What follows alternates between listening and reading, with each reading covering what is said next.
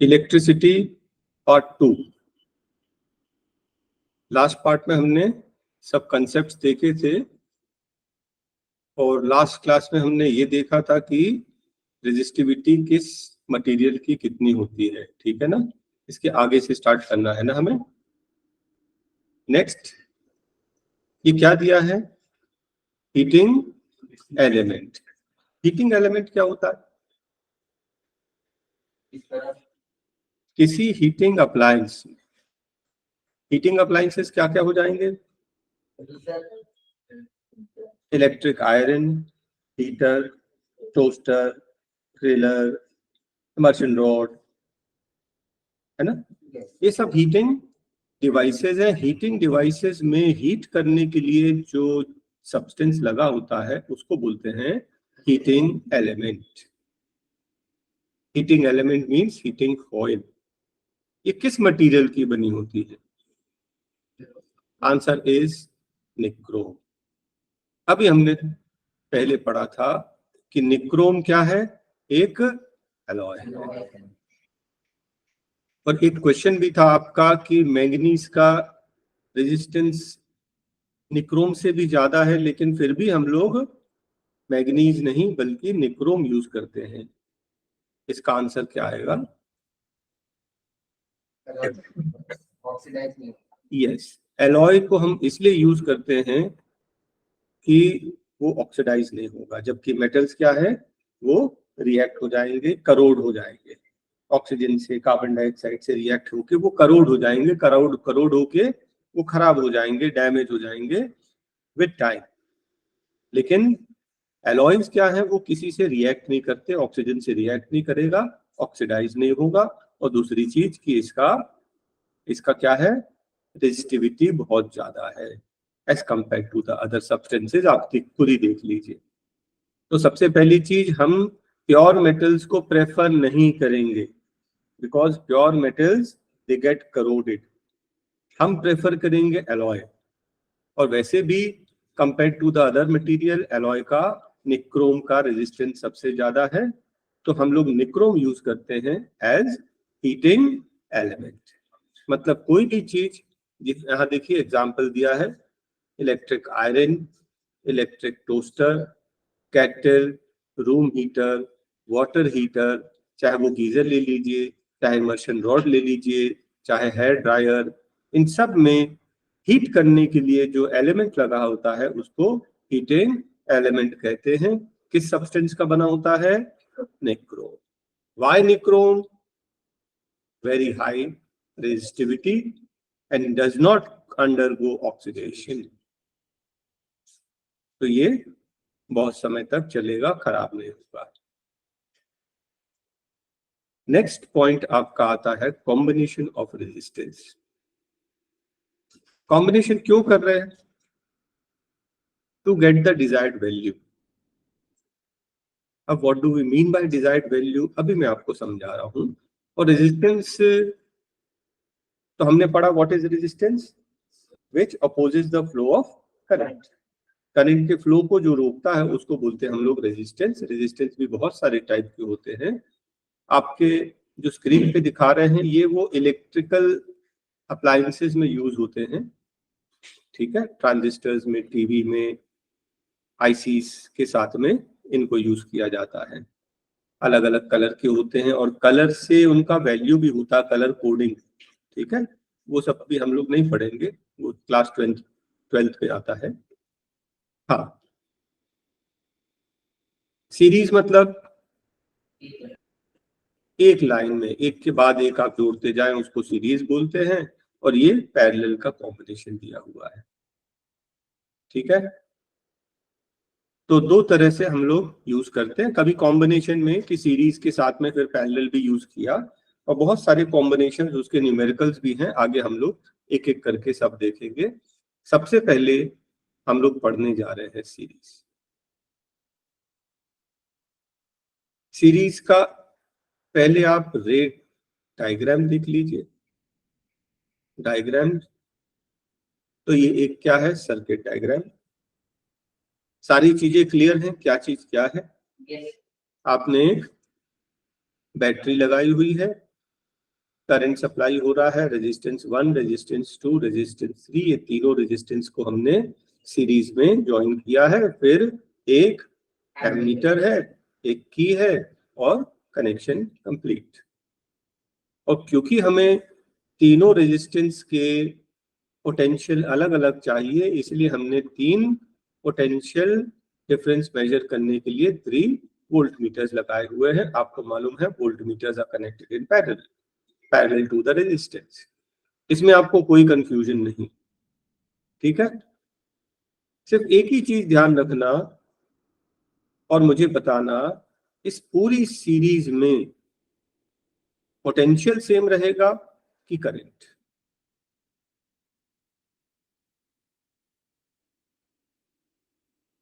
पूरे सर्किट में potential same रहेगा कि करंट? पोटेंशियल तो ड्रॉप होता जाएगा, यहां से यहां ड्रॉप हो गया, यहां से यहां ड्रॉप हो गया, यहां से यहां ड्रॉप। मैंने आपको बताया था लास्ट क्लास में भी, आप जब भी सर्किट डायग्राम पढ़ना समझ लेना कि wire is what, is a pipe और flow of current is water. तो अगर ये एक ही पाइपलाइन है तो इसमें एक चीज 100% क्लियर है कि करंट जो फ्लो हो रहा है इन सबसे वो सेम है, एंड दैट इज आई। पानी तो पूरे में सेम बहेगा, एक ही तो पाइपलाइन है। बात समझ में आई? तो क्या कांस्टेंट है पूरे में? करंट कांस्टेंट है, करंट इज सेम। और क्या सेम नहीं है? पोटेंशियल सेम नहीं है, रेजिस्टेंस सेम नहीं है, ठीक है। अब आप यहां ध्यान से देखें स्टार्टिंग से, what is total potential V1 plus V2 plus V3। यहां से शुरू करेंगे। आई अलग है, आई क्या है? कॉमन है ना, आई पूरे सर्किट में कॉमन है। और जो पोटेंशियल डिफरेंस जो आपने सप्लाई किया है, एग्जांपल के लिए मान लीजिए मैंने 6 वोल्ट सप्लाई किया है, एग्जांपल है, ये 1, ये 2, ये 3, तीनों का सम कितना? 6। देखो 6 के इक्वल हो गया। तीनों पोटेंशियल डिफरेंस का sum is equal to the potential difference supplied. और ये हम लोग वेरीफाई भी करेंगे, न्यूमेरिकल के थ्रू भी मैं आपको बताऊंगा। कहां से शुरू करेंगे? ये डेरिवेशन देखो इंपॉर्टेंट है, डेरिवेशन में पहले बता चुका हूं। कहां से शुरू करेंगे? आप शुरू यहां से करेंगे, V equals to V1 plus V2 plus V3। Total potential is potential difference upon the first resistance across second and third. क्या इतना क्लियर है? यस। आपको मालूम है ओम्स लॉ में V इक्वल्स टू IR, तो इस V की जगह क्या लिख देंगे? इस V की जगह लिख देंगे IR। V1 के प्लेस में क्या लिखेंगे? IR1। V2 के प्लेस में IR2। V3 के प्लेस में IR3। आप ये लिखेंगे तो ठीक, नहीं लिखेंगे तो भी कोई बात नहीं। आपने देखा I कॉमन, पूरे में I common, this is R1 plus R2 plus R3। तो I दोनों साइड से कट जाएगा और ये आपका फॉर्मूला डिराइव हो गया। S stands for series. Total resistance in series is R1 plus R2 plus R3। मान लीजिए मैंने सीरीज में 3 रेजिस्टेंस 10, 20, 30 लगाया है, तो total resistance equivalent to all the 3 will be 10 plus 20 plus 30, that is equals to 60 ohms, that is और इतना सीधा। क्या आपको डेरिवेशन समझ में आया? Derivation is very important. अगर स्टार्टिंग सही की अपने आप बन जाएगा। तो आपको मालूम है सीरीज में करंट सेम होता है, पोटेंशियल डिफरेंट होता है। The total potential is V1 plus V2 plus V3। तो V1, V2, V3 का वैल्यू पुट अप किया, I कॉमन है, कट जाएगा, डिराइव हो गया। चलिए और आगे देखते हैं। देखिए एक छोटा सा न्यूमेरिकल है, न्यूमेरिकल्स को जरूर अच्छे से कर लेना, सारे कंसेप्ट क्लियर हो जाएंगे। बोलता है एक इलेक्ट्रिक लैंप है जिसका रेजिस्टेंस 20 ओम्स है और एक कंडक्टर भी है जिसका रेजिस्टेंस 4 ओम्स है। So this is R1 and this is R2, right. connected to a battery 6 volt. Calculate the total resistance in the circuit. It will be R1 plus R2 तो 20 plus 4. कोई confusion? बिल्कुल नहीं. Next बोलता है find the current through the circuit. इस पूरे circuit में current कितना दौड़ रहा है? करंट होता है I equals to V upon R. कितना V है? 6 volt. Total resistance 24. This is 1/4 और 0.25 एम्पियर. करंट फ्लो हो रहा पूरे सर्किट में. बिल्कुल सीधा सीधा निकला ना. अच्छा, अब एक चीज और बोल रहा है वो, the potential across the two resistance. बोलता इसका पोटेंशियल अलग निकालो, इसका पोटेंशियल अलग निकालो. अब देखिए हम निकाल रहे हैं पोटेंशियल V1. V1 मतलब 4 के अक्रॉस. ठीक है, आपको क्या निकालना है? V1. आपको मालूम है V equals to IR. So V1 will be equal to I R1. What is I? 1/4. I तो सेम रहता पूरे सीरीज में. And R1 is 4. 4 कट गया. कितना बचा? 1 वोल्ट. तो क्या V2 की वैल्यू निकाल सकते हैं आप? 6 minus 1 that is 5. Isn't it? ऐसे भी कर सकते हैं, टोटल में से माइनस करके, और नहीं तो फिर से निकाल लो. I R2. I is 1/4. R2 is 20. कितना आ गया? और 5 plus 1 मिलाकर कितना हो गया? तो ये भी वेरीफाई हो गया. देखो ये टोटल के इक्वल हमेशा आता है. बहुत सिंपल सा न्यूमेरिकल है. It is very important.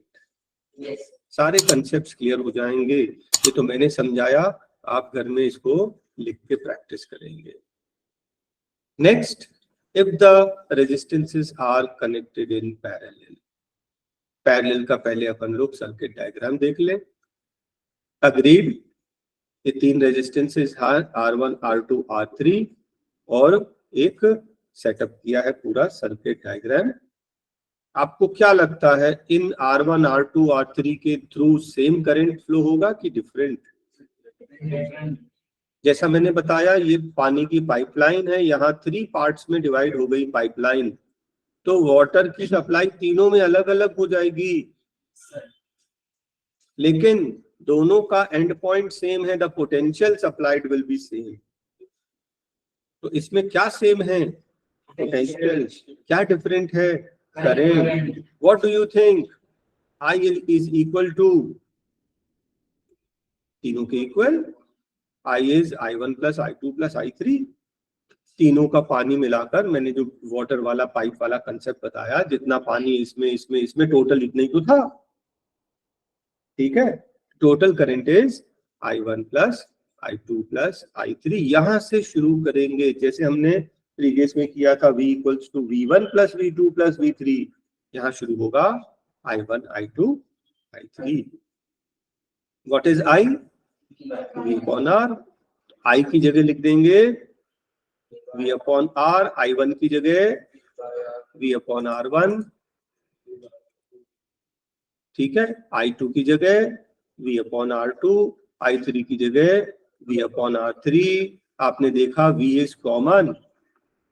V is common तो V कट गया और जो बचा वो आपका फॉर्मूला आ गया. डिराइव कर दिया हमने. तो ध्यान रखना सीरीज में रिलेशन था R is equals to R1 plus R2 plus R3. यहाँ पर है reciprocal relation. 1 upon R1 plus 1 upon R2 plus 1 upon R3 equals to 1 upon R. ठीक है, अब ये कैसे होगा, क्या होगा, न्यूमेरिकल करेंगे सब क्लियर हो जाएगा. देखिए एक छोटा सा न्यूमेरिकल. ये बोल रहा है सीरीज पे पैरेलल में 2 रेजिस्टेंसेस हैं 3 और 6. ठीक, and what is it equivalent to? आपका फॉर्मूला लगाएंगे 1 upon R is 1 upon R1 plus 1 upon R2. फिर आप एलसीएम ले लेंगे. This is 3/6 that is 1/2.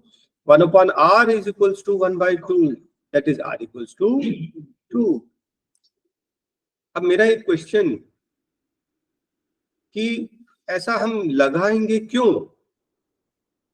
हम सीरीज या पैरेलल में हम ये रेजिस्टेंस लगा ही क्यों रहे हैं? What is the reason?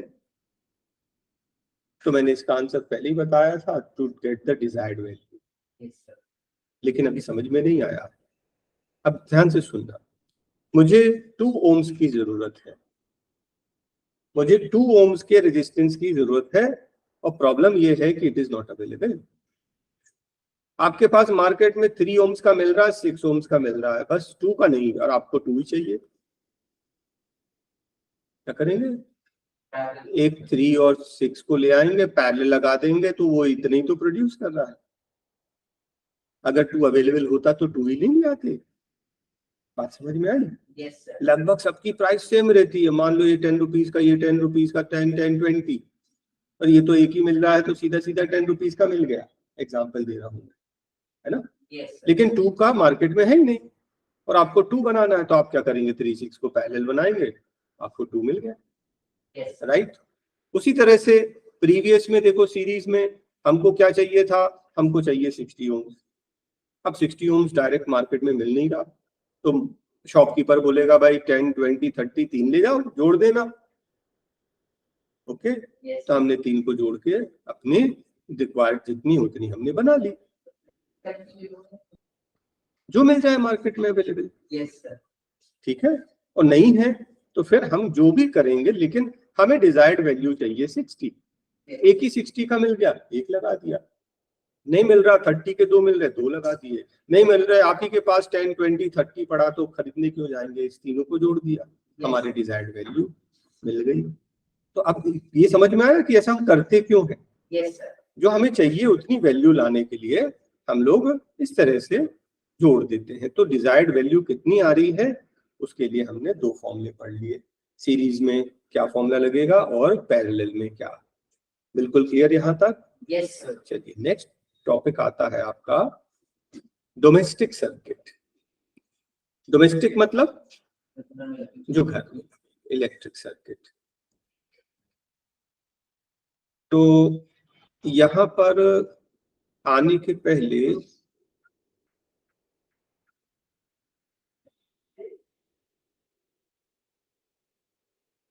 हमारे घर में जो वायरिंग होती है वो सीरीज में होती है कि पैरेलल? पैरेलल। क्यों सीरीज में नहीं कर सकते? सीरीज में बहुत सारे प्रॉब्लम्स हैं, डिसएडवांटेजेस हैं, और पैरेलल में बहुत सारे एडवांटेजेस हैं।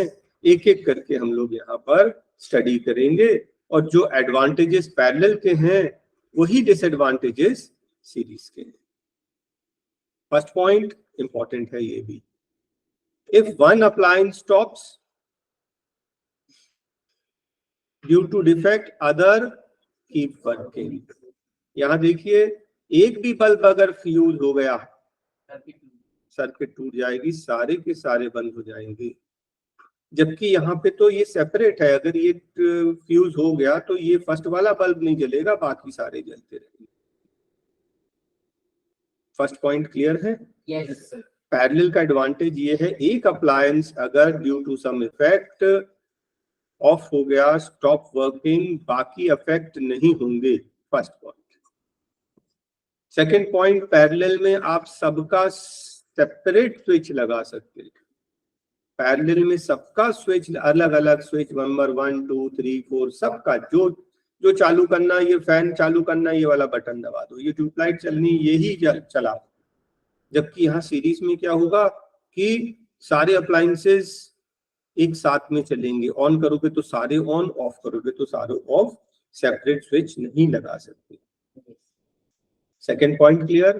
द थर्ड पॉइंट इज, अभी हम लोग ने पैरेलल में क्या देखा था?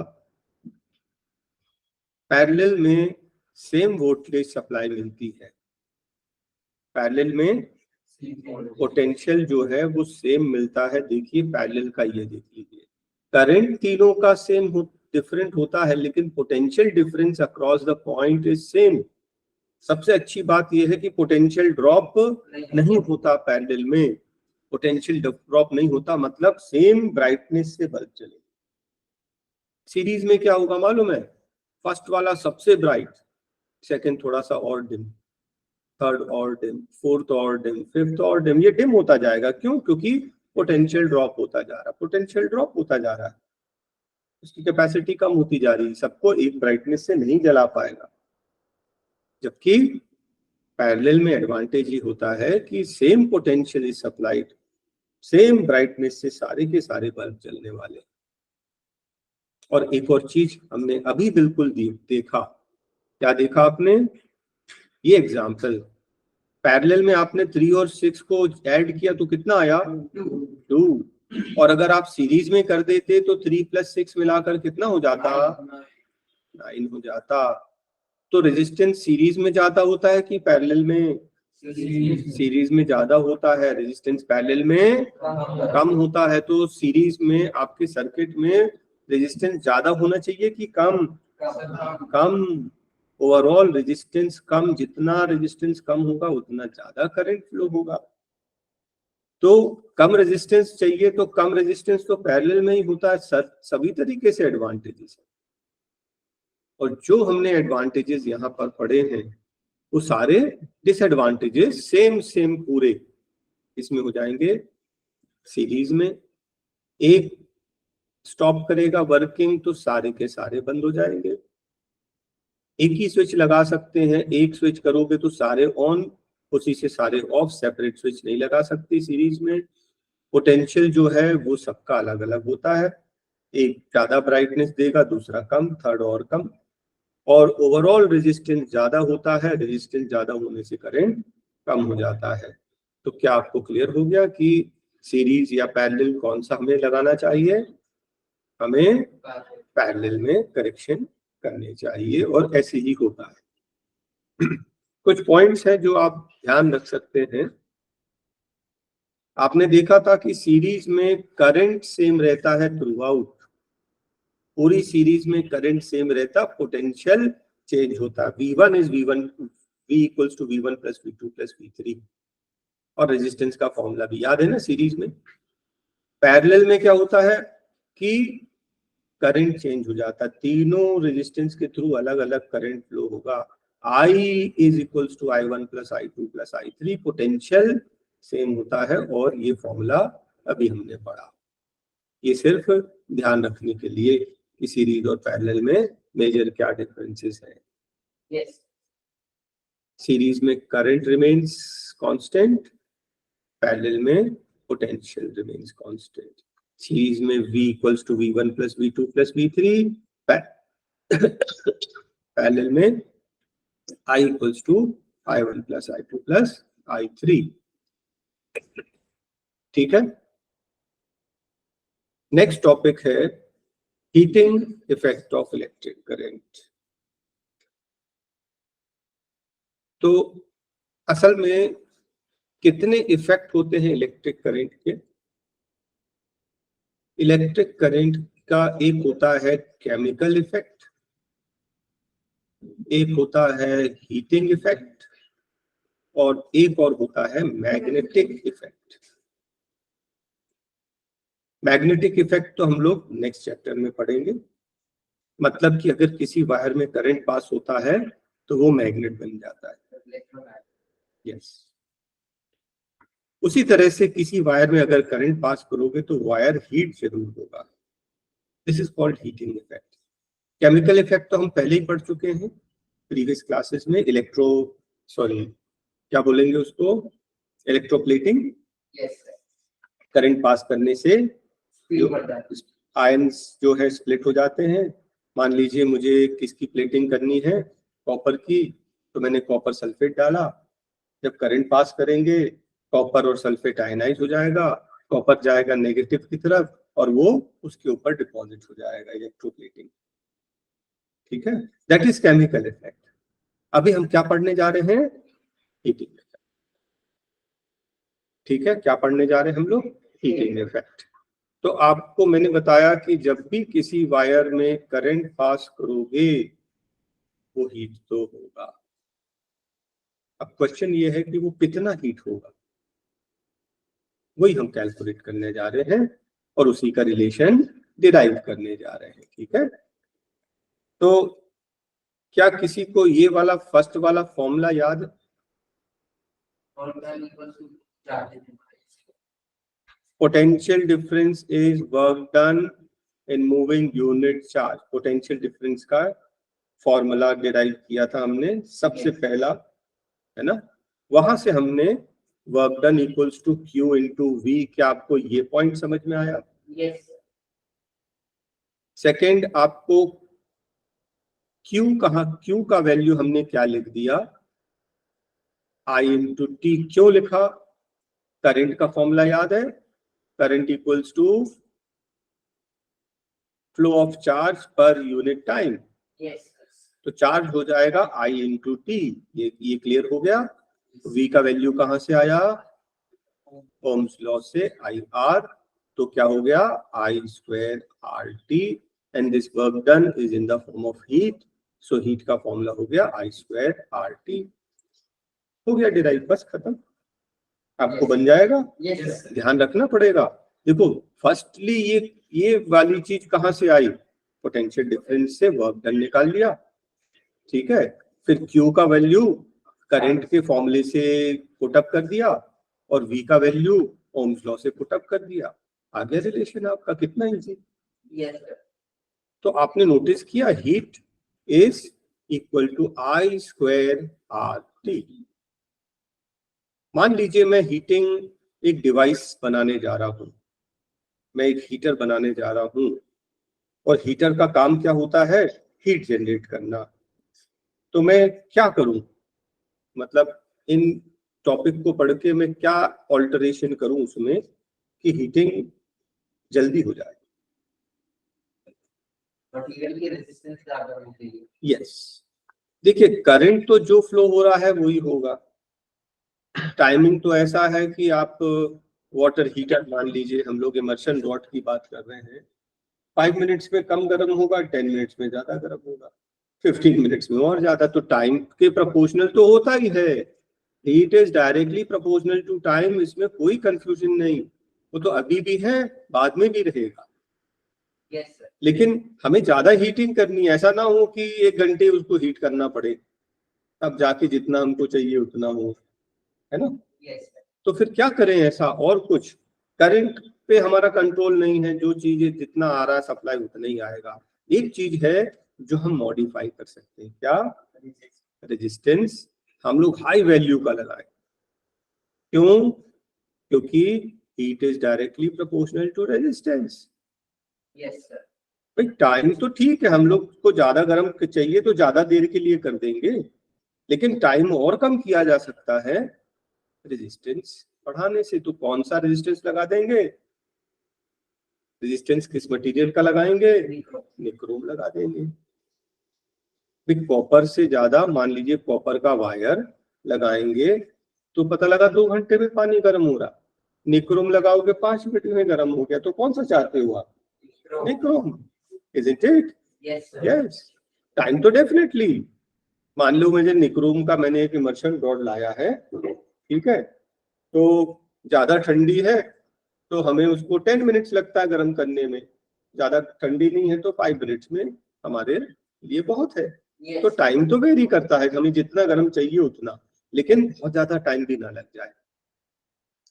करंट को हम ऑल्टर नहीं कर रहे, जैसा है चलने दो। टाइम को ऑल्टर नहीं कर रहे, लेकिन रेजिस्टेंस तो हमारे हाथ में है किस मटेरियल का लगाना। तो किस मटेरियल का लगा देंगे? निक्रोम का।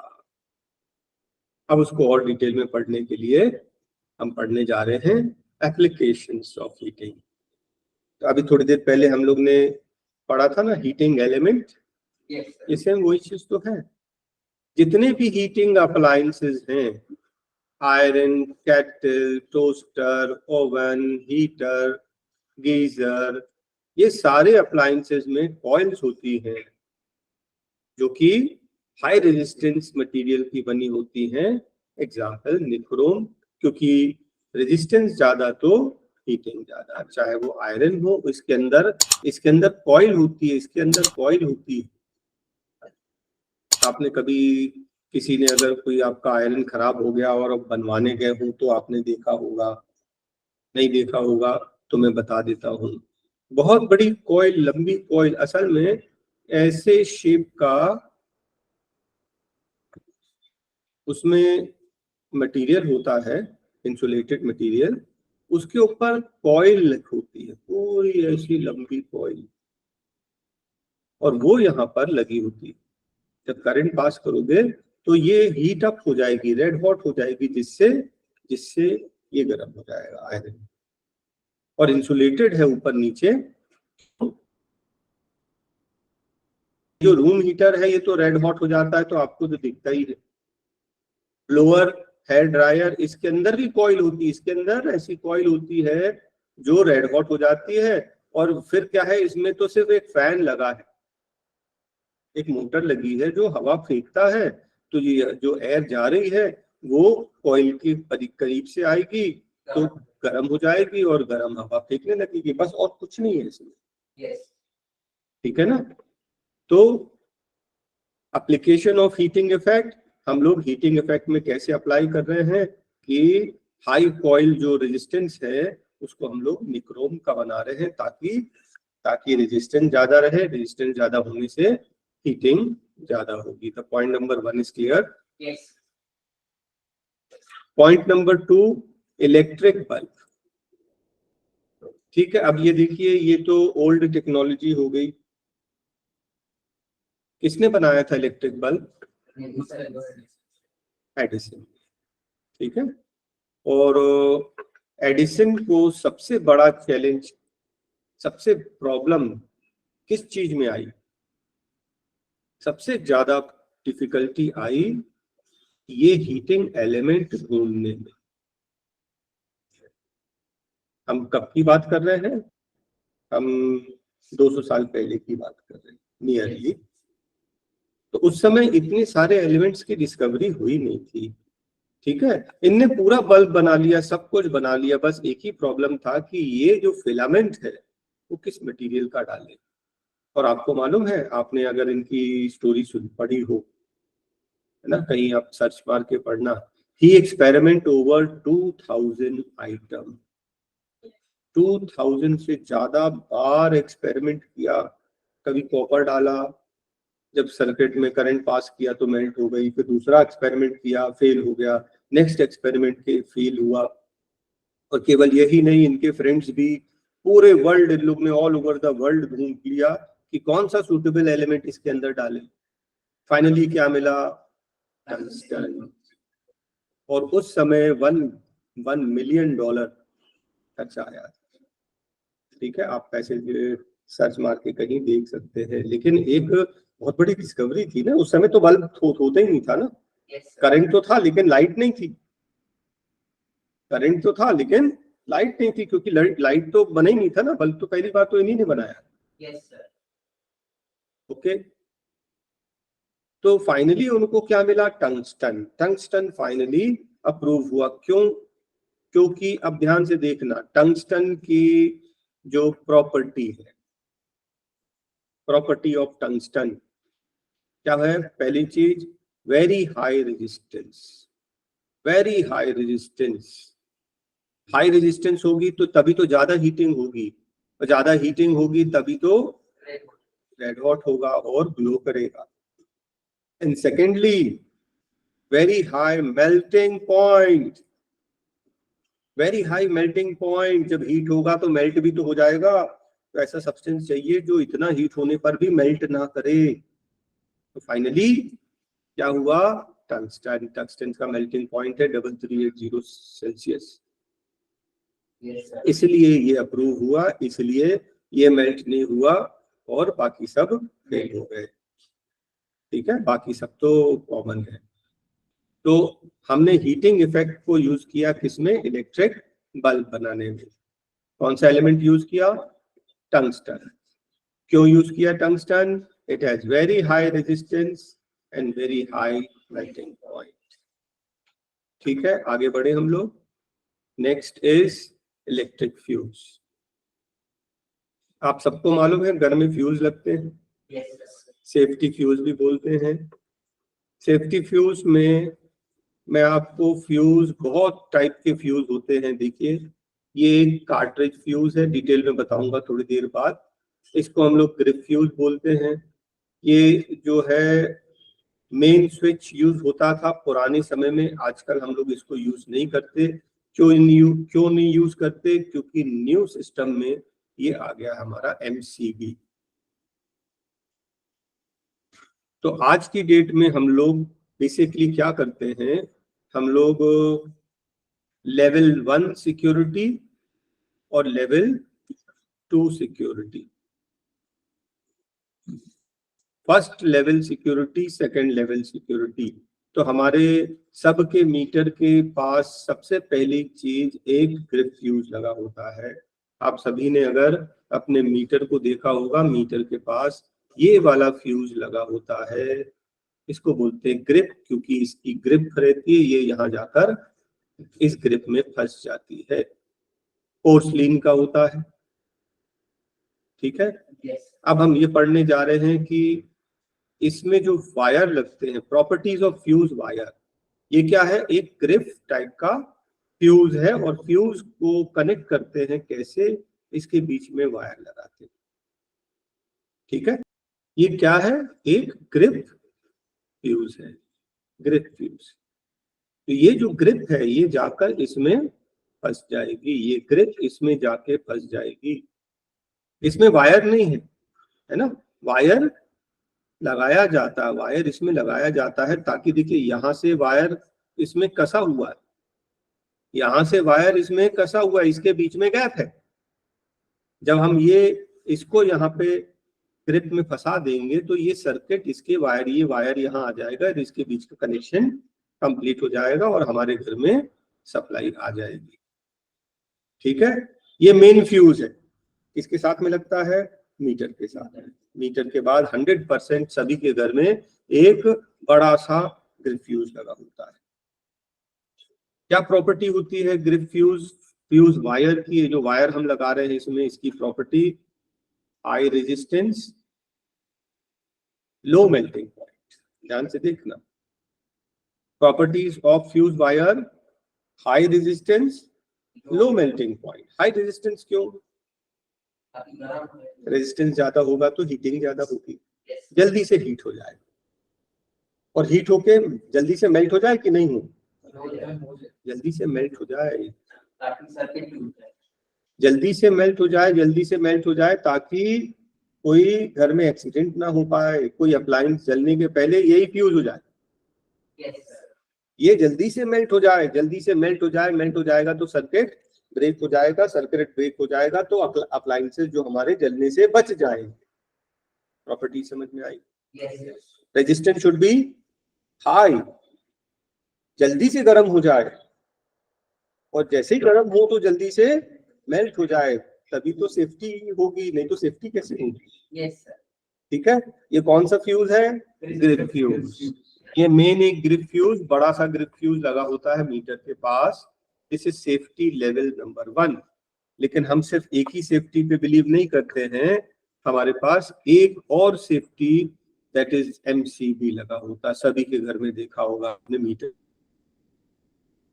MCB होती है। इससे क्या होता है? डिस्ट्रीब्यूट कर देते हैं, मतलब कि हॉल का, ये हॉल की वायरिंग, ठीक है, ये हॉल का MCB हो गया, ये किचन का MCB, किचन में बहुत सारे अप्लायंसेस होते हैं, अलग चाहिए, ये फर्स्ट रूम सेकंड रूम को क्लब कर दिया। इस तरीके से पूरे घर की वायरिंग को डिस्ट्रीब्यूट कर देते हैं, ठीक है।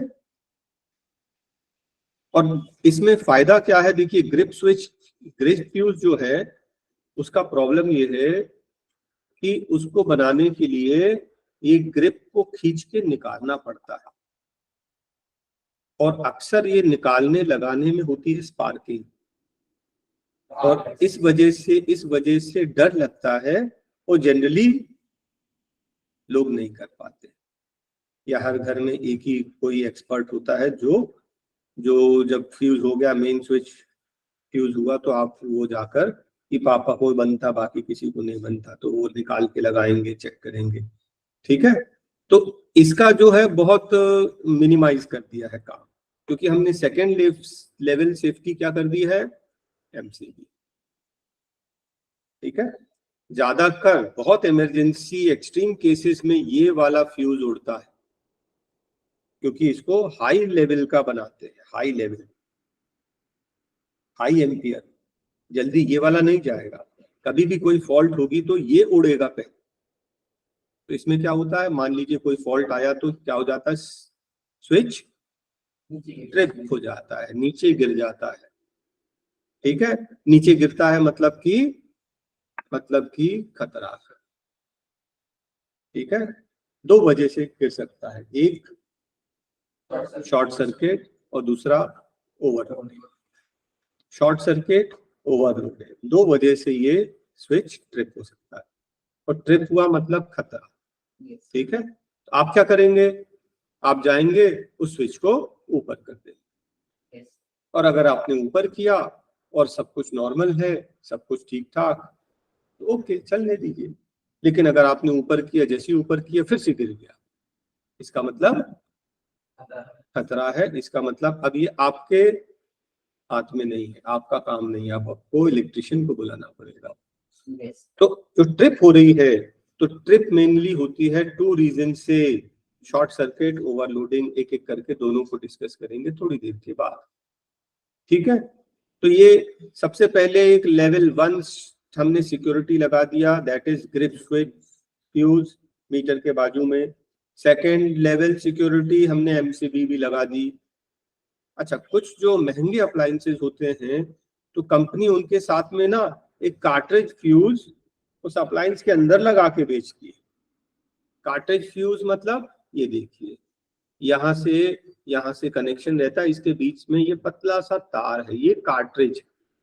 इसके अंदर मिल जाएगा आपको टीवी के अंदर मिल जाएगा, माइक्रोवेव के अंदर मिल जाएगा, गीजर के अंदर मिल जाएगा, आपको बहुत सारे अप्लायंसेस में ये एक एक्स्ट्रा फ्यूज कंपनी अप्लायंस के अंदर लगा के देती है कि धोखे से कभी level 1 security, level 2 security fail हो तो लेवल 3 फेल ना हो और ये बच जाए। अगर उड़ जाएगा तो ये उड़ जाएगा और आपका अप्लायंस बच जाएगा। ठीक है, तो फ्यूज तो आप समझ गए, सेफ्टी फ्यूज है। Grip fuse level security number 1, MCB, और उसके बाद कार्ट्रिज भी हम लोग लगाते हैं। और अदरवाइज जनरल अप्लायंसेस के लिए ये दो हमारी सेफ्टी का काम कर रहे हैं। सर एमसीबी का फुल फॉर्म क्या है? Mini amateur circuit breaker, mini circuit breaker. Yes sir. और एक और चीज, ये हीट होने से ट्रिप नहीं होता है, ये मैग्नेटिज्म से ट्रिप होता है। करंट ज्यादा पास हुआ, मैग्नेट बना, तो वो ट्रिप हो जाता है। टेक्नोलॉजी इसकी दूसरी है, लेटेस्ट टेक्नोलॉजी। ठीक है, तो फ्यूज सबको समझ में आ गया। Fuse is safety fuse. Safety fuse इसके लिए कि हमारे घर में ज्यादा करंट आ रहा है जिससे अप्लायंसेस हमारे जल सकते हैं, उसकी सेफ्टी के लिए हम लोग लगा रहे हैं। जब कभी भी हाई करंट या हाई ओवरलोडिंग या शॉर्ट सर्किट होगा तो ये रेजिस्टेंस ज्यादा होने से हीटिंग ज्यादा होगी, हीटिंग ज्यादा होने से ये मेल्ट हो जाएगा। वैसे भी मेल्टिंग पॉइंट लो है, मेल्ट हो जाएगा तो सर्किट ब्रेक हो जाएगा, हमारे घर में इतनी ज्यादा करंट की फ्लो नहीं होगी, करंट सप्लाई बंद हो जाएगी, हमारे अप्लायंसेस सेफ हो जाएंगे। क्या इतना क्लियर हुआ? अब मैं आपको बताने जा रहा हूँ शॉर्ट सर्किट। शॉर्ट सर्किट जैसा नाम है ना, वही उसका फंक्शन भी। मान लीजिए ये प्लग है, ये प्लग मैंने लगाया और ये वायर गया इतनी दूर जाकर, यहाँ पे एक बल्ब है, दो वायर रहते हैं ना, ऑन किया तो ऑन हो गया, ऑफ किया तो ऑफ हो गया। तो जनरली क्या होता है, करंट ऐसा जाता है और बल्ब में कुछ वर्क करने के बाद वापस रिटर्न होता है, राइट को रॉन्ग? राइट ना। लेकिन कभी किसी वजह से अच्छी क्वालिटी का वायर नहीं था या पुराना वायर हो गया, ये वायर अक्सर दोनों साथ में ही होते हैं, और अगर ये मेल्ट होके चिपक गया तो करंट जो है ना वो इधर तक जाएगा ही नहीं, वो यहीं से शॉर्टकट मार के यहीं से वापस आ जाएगा। ठीक है, चार्जेस आगे सर्किट में जाएंगे नहीं, उसको एक शॉर्टकट रास्ता मिल गया, वहीं से शॉर्टकट रिटर्न आ जाएगा। बच्चों के जैसे है ना, शॉर्टकट मार के आ गया बिना काम किए। और इतना हाई करंट फ्लो हो जाएगा सर्किट में कि अप्लायंस जल जाएंगे। ठीक है, इसको बोलते हैं शॉर्ट सर्किट। और नाम जैसा मैंने बोला था ना, छोटा सर्किट, शॉर्ट सर्किट, तो छोटा सर्किट मिल गया इसको, यहीं से आ जाएगा। और एक चीज पता नहीं आप लोग को बतानी चाहिए कि नहीं, मान लीजिए आपने सबने देखा होगा ना ये सॉकेट, स्विच और सॉकेट। मान लो लाइट बोल करनी है कहीं की, तो क्या करते हैं, मालूम है, एक वायर लिया, यू शेप वायर, इसमें लगाया और बटन चालू कर दी। तो हमने क्या किया, इसको हमने शॉर्ट कर दिया। हमने क्या कर दिया, शॉर्ट कर दिया, लाइट गोल हो जाएगी। ठीक है, लेकिन उनके पास भी ट्रिप स्विच है, ऊपर कर लेंगे है ना। तो ऐसे बहुत लोग करते हैं बदमाशी। तो ये भी आपको बदमाशी करने के लिए नहीं बता रहा हूँ, आपको बता रहा हूँ कि कोई अगर ये ट्रिक प्ले करेगा तो आपको मालूम है कि क्या करें। ठीक है, ये क्या हो रहा है, आपने शॉर्ट कर दिया, पॉजिटिव नेगेटिव को एक ही वायर को छील के दोनों साइड ऐसा लगा के आपने बटन चालू कर दिया, तो शॉर्ट हो गया। ये शॉर्ट सर्किट हो गया ना, ये शॉर्ट हो गया। ओके सर, ये आग लगने की देखिए, आग लगने के चांसेस तो नहीं मालूम। देखिए, सेफ्टी फ्यूज तो लगी ही है ना, तो फ्यूज तो उड़ जाएगा, आग नहीं लगेगी। लेकिन हाँ, स्पार्किंग होगी डेफिनेटली। जैसे कोई गैंग होते थीव्स के, तो चोरी करने के पहले सीधा जाके वो लाइट गोल करते हैं, आप समझ गए ना। तो वो लोग ये काम करते हैं। आगे देखें, एक दूसरा जो प्रॉब्लम है, फॉल्ट आता है, दैट इज ओवरलोडिंग। कभी आपकी स्विच ट्रिप हो गई, एमसीबी ट्रिप हो गई, इसका मतलब दो ही चीज हो सकती है, क्या क्या, शॉर्ट सर्किट या पहले दिमाग में क्या आना चाहिए, ओवरलोडिंग। पहले दिमाग में आना चाहिए ओवरलोडिंग। क्या एक साथ में बहुत सारे अप्लायंसेस तो नहीं चल रहे, ऐसा तो नहीं कि फ्रिज तो 24 घंटे चालू रहता है, फ्रिज तो चालू है ही, ऐसा तो नहीं कि माइक्रोवेव भी चालू कर दिया, वॉशिंग मशीन भी चालू है। एक साथ में इतने सारे अप्लायंसेस चलने से ज्यादा करंट ड्रॉ करेगा, बहुत ज्यादा करंट ड्रॉ करेगा। तो आपको मालूम है H=I²RT। तो जब बहुत ज्यादा करंट ड्रॉ करेगा तो बहुत हीटिंग होगी, तो ट्रिप तो होगा ही, क्योंकि वो इसी सेफ्टी के लिए तो लगाया है ना। तो अगर स्विच ट्रिप हुआ, इसका मतलब दो ही चीज हो सकता। पहले आपके दिमाग में आना चाहिए ओवरलोडिंग, और ओवरलोडिंग नहीं तो शॉर्ट सर्किट। पहले दिमाग में आएगा ओवरलोडिंग। तो आप ट्रिप हुआ तो पहले आप 2 मिनट रुकेंगे, देखेंगे कि क्या क्या है, कौन कौन से अप्लायंस चल रहे हैं। आपको लगता है कि हाँ, ये तो कई सारे ज्यादा अप्लायंस धोखे से चालू हो गए, चलो एक दो को बंद कर लो। फिर आप ट्रिप स्विच को ऊपर करेंगे, और अगर कोई प्रॉब्लम नहीं आया तो वेल एंड गुड। लेकिन आप देखते हैं फिर ट्रिप हो रहा, सारे अप्लायंस बंद कर दिए फिर भी ट्रिप हो रहा, इसका मतलब कि अब वो शॉर्ट सर्किट है। तो शॉर्ट सर्किट का भी सोल्यूशन बता रहा हूँ। शॉर्ट सर्किट का सोल्यूशन ये है, ध्यान से देखना, आपके बहुत सारे एमसीबी नंबर 1 2 3 4 5 6, ठीक है। आपका एक एमसीबी गिर गया, ठीक है, और आपने ऊपर किया फिर से गिर गया, मतलब डेफिनेटली कि इलेक्ट्रिशियन का काम है, आपका काम अब नहीं है। और कोई अप्लायंसेस दूसरे चल भी नहीं रहे, ओवरलोडिंग है नहीं, और ये बार बार ट्रिप हो रहा है, तो शॉर्ट सर्किट है। शॉर्ट सर्किट किस में है, मान लीजिए इस रूम में हम लोग बैठे हैं, तो एक टीवी भी है, एक ट्यूबलाइट भी है, एक फैन भी है, और भी अप्लायंसेस हैं। अब इसमें से किसका सर्किट ट्रिप हो रहा है, अब आप सीधा सीधा स्विच बोर्ड पे पहुंचेंगे। स्विच बोर्ड में 5 बटन है, 1 2 3 4 5। आप सारी की सारी बटन बंद कर दीजिए, सारी बटन ऑफ कर दो। ऑफ करने के बाद एक एक चालू करना। देखो, सारे बटन ऑफ कर दिए और एमसीबी को ऊपर कर दिया, अब ट्रिप नहीं होगी। अब ट्रिप क्यों नहीं होगी, क्योंकि यहाँ से तो आपने करंट पास ही नहीं हो रहा, कहाँ से ट्रिप होगा, आपने सारे बंद कर दिए। उसके बाद क्या करेंगे, आपने एक बटन चालू की, कोई प्रॉब्लम नहीं, सेकंड चालू की, कोई प्रॉब्लम नहीं, थर्ड जैसे ही चालू की, लाइट फिर से ट्रिप हो गई। इसका मतलब इस सर्किट में प्रॉब्लम है। इस तरीके से जो इलेक्ट्रिशियन है वो फॉल्ट को फाइंड करेगा, फॉल्ट को पकड़ेगा। तो आप भी ऐसा कर सकते हो, आपको पता चल गया कि अच्छा ये फैन के सर्किट में प्रॉब्लम है, बस फैन छोड़ के बाकी सब चला लीजिए। ऐसा ना हो कि कमरे में फिर एक भी लाइट नहीं चला पा रहे हैं, आप परेशान हो रहे हैं।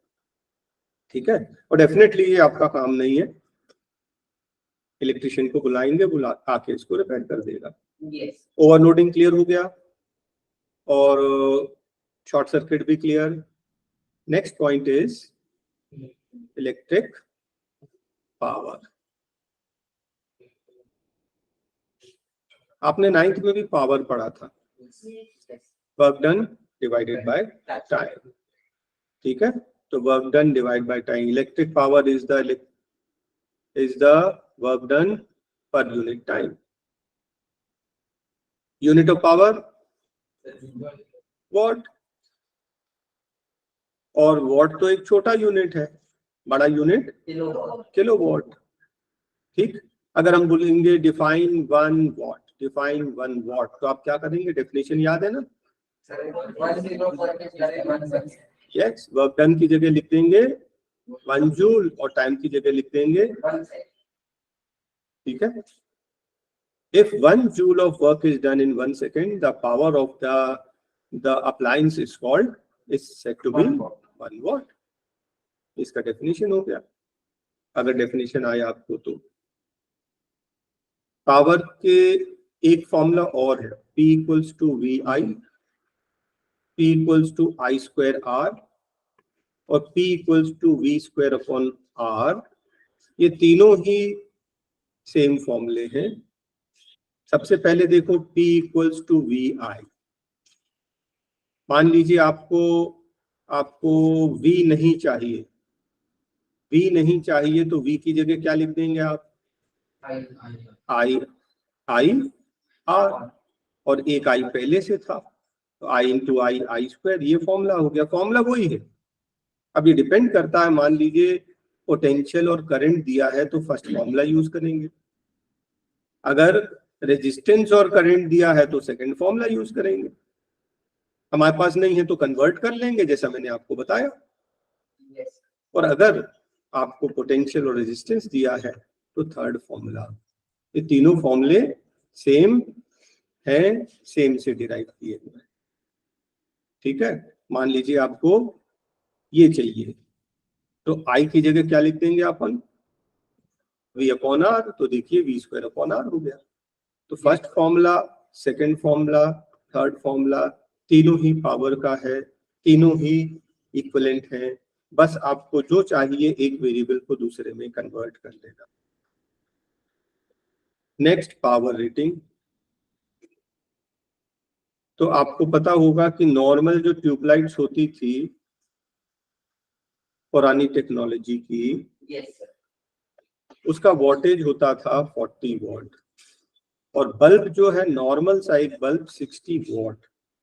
आप इमेजिन कर सकते हैं 60 वॉट, जबकि आज हम लोग 9 वॉट का एक एलईडी बल्ब इससे ज्यादा रोशनी देता है।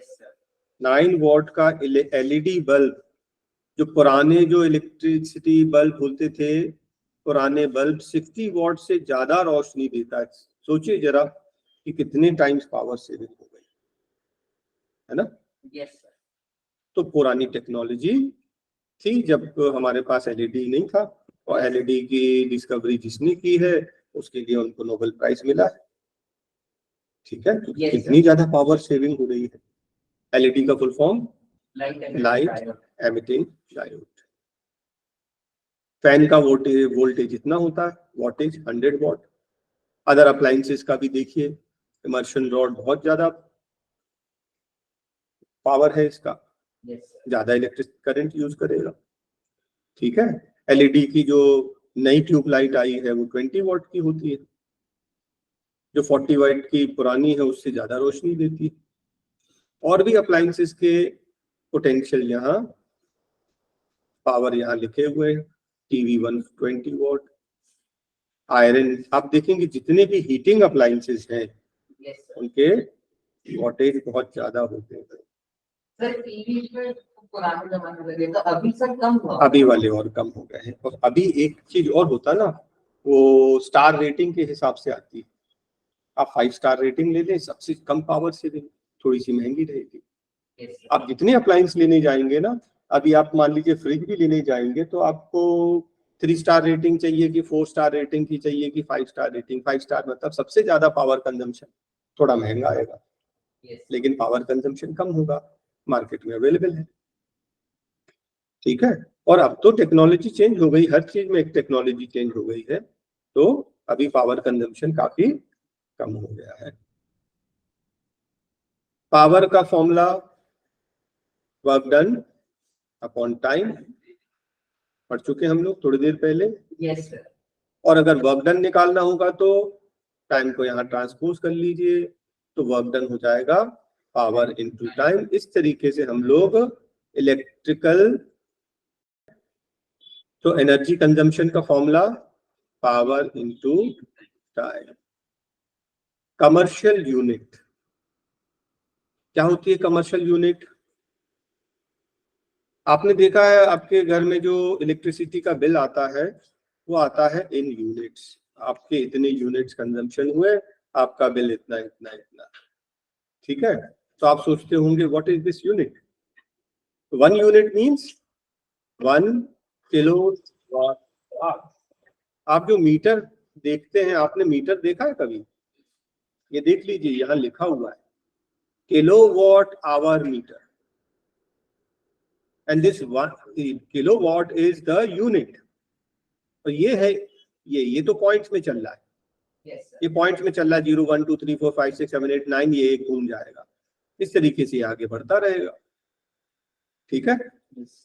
इलेक्ट्रिसिटी का बिल कैसे देते हैं? मान लीजिए आज का आपका कंजम्पशन हो गया 9520। आज वो जो मीटर रीडिंग वाला है उसने ये देखा, प्रीवियस रीडिंग देखेगा वो था 9380। तो इन दोनों को माइनस करके कितना? 140। तो आपने 140 यूनिट्स यूज किया है पर मंथ में। बहुत एक छोटा सा बेसिक एग्जांपल ले रहा हूँ। ठीक है। हर घर में 200 के करीब करीब आता होगा कंजम्पशन। फिर इनटू यूनिट कॉस्ट मल्टीप्लाई कर देंगे, और उसके बाद फिर क्या आएगा? ढेर सारे टैक्स, ये टैक्स वो टैक्स वो टैक्स, और मिलाकर फिर टोटल आपका बिल आ जाएगा। आपको मालूम है टैरिफ रेट कितना है? 8 रुपीज करीब करीब कुछ होना चाहिए डोमेस्टिक घर का। कमर्शियल जो 14 रुपीज 15 रुपीज वो शॉप के अलग होते हैं। ठीक है। तो इसको मल्टीप्लाई करके ये, और उसके बाद फिर सारे टैक्सेस मिलाकर आपका इलेक्ट्रिसिटी का बिल आता है। तो ये क्या है? Kilowatt hour meter. Unit is 1 kilowatt hour. अभी आपको समझाने के लिए कि 1 किलोवाट आवर होता कितना है, एक फैन है जिसका पावर है 100 वॉट। उसको आप कितने घंटे जलाओगे ताकि 1 यूनिट बिजली जले? For 1 unit electricity 100 10 1000। और वॉट तो है और आर तो है भाई। 100 वॉट को 10 आवर्स के लिए आप यूज कर रहे हैं। 100 इंटू 10,000, और वॉट आवर 1000 मतलब किलो, और वॉट आवर हो गया ये 1 किलो वॉट आवर। मतलब इनके प्रोडक्ट को बनाना है आपको 1000। ऑलराइट। Yes sir. एक 40 वॉट की ट्यूबलाइट है पुरानी वाली, कितने घंटे जलाएंगे? 25 आवर्स। 25 इंटू 40 1000, तब 1 यूनिट बिजली जलेगी। एक हीटर है 1000 वॉट का, कितने घंटे? 1 घंटे में 1 यूनिट। ऐसे घन घन मीटर घूमेगा, है ना। एसी तो ली नहीं है, मान लीजिए 2 टन का एसी है, 2 टन से मतलब 2 किलोवाट, आधे घंटे में 1 यूनिट बिजली घूम जाएगी। Yes sir. ठीक है, तो आपको एक आइडिया हो गया कि कौन सा अप्लायंस कितने देर जलाने से कितना एनर्जी कंज्यूम करता है।